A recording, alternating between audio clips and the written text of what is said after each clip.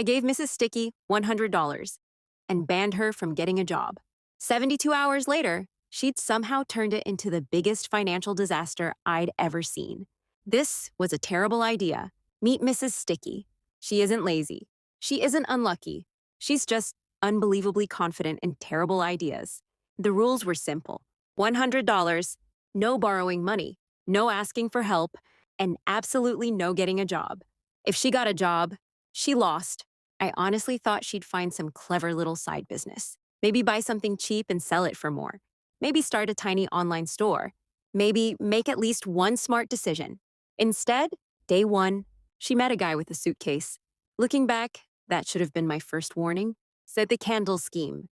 One in guts. This guy had the confidence of a billionaire, the smile of a game show host, and a suitcase full of candles. Not normal candles. These were life-changing luxury wellness candles. Apparently, they could make your house smell richer. He opened a presentation. There were charts. There were arrows. There were people standing next to sports cars for absolutely no reason. Then he said the magic words, "You don't make money selling the candles." Interesting. You make money by recruiting 3 people. Uh-oh. And then they recruit 3 more.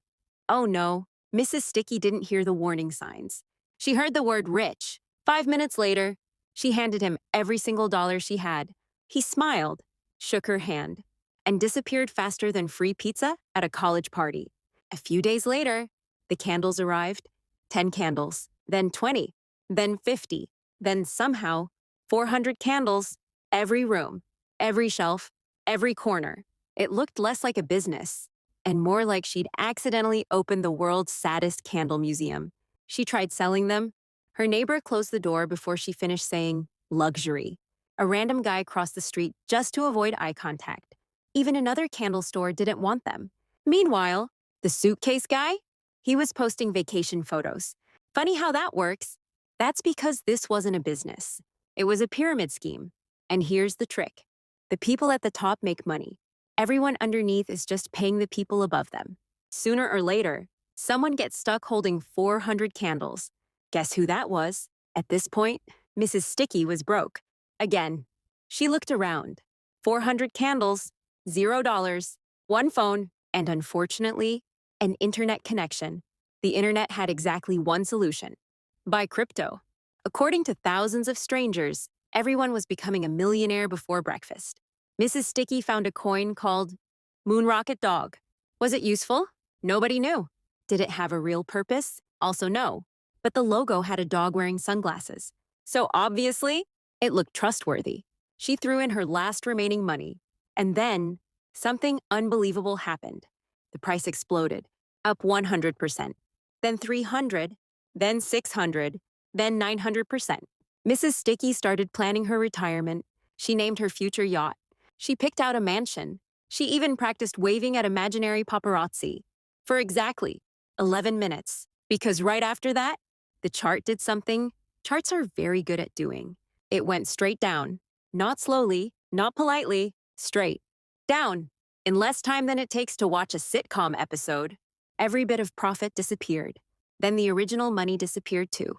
Mrs. Sticky stared at the screen, refreshed it again, turned the phone upside down, as if gravity was somehow going to fix her portfolio. It didn't. And here's the part people forget. If something can shoot up overnight, it can crash just as fast. Volatility doesn't care whether you're winning or losing. It goes both ways, always. And unfortunately for Mrs. Sticky, things were about to get much, much worse. The next morning, Mrs. Sticky got a phone call. "Hello, this is your bank." The voice sounded calm, professional, helpful. "We've detected suspicious activity on your account." Mrs. Sticky's heart dropped. "But don't worry," he said. "We can secure everything right now." All she had to do was read out the 6-digit security code that had just been sent to her phone. She almost did it.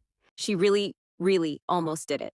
Then she stopped because something felt off. Here's something every scammer hates hearing. "I'll call the bank back myself." Silence. Click. Gone. And that's because no real bank will ever call you asking for your password, PIN, or security code. Ever. If someone asks for those, hang up. Call the number printed on your bank card instead. It might not be funny, but it could save you a lot more than $100. Anyway, Back to Mrs. Sticky making questionable life choices. While all this chaos was happening, someone else was running the exact same challenge. Meet Boring Becky. She started with the same $100. Same rules. No job. No cheating. No magic. She looked at all the get-rich-fast videos. Closed them. She looked at all the crypto predictions. Closed those too. Then she quietly put her $100 into a simple index fund.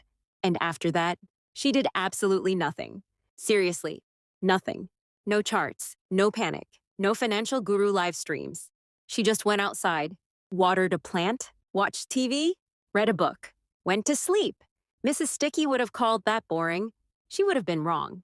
Fast forward 1 year, Mrs. Sticky had tried Forex signals, guaranteed lottery numbers, an AI trading bot that somehow lost money faster than she could, a passive income app that charged her every month. And yes, somehow, a dog walking business. Don't ask.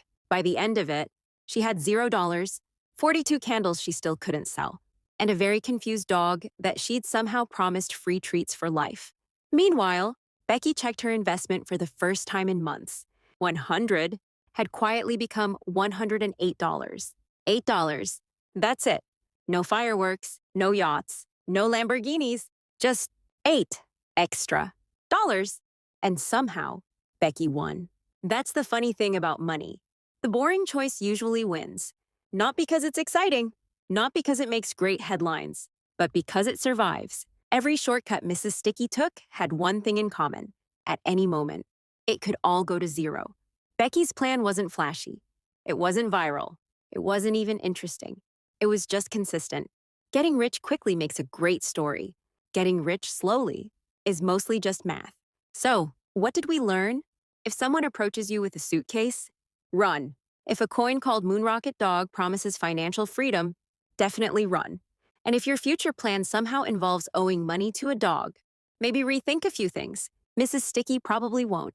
And that's exactly why she'll be back next week. If you enjoyed watching someone else make terrible financial decisions so you don't have to, hit subscribe. It's completely free, unlike almost everything Mrs. Sticky bought.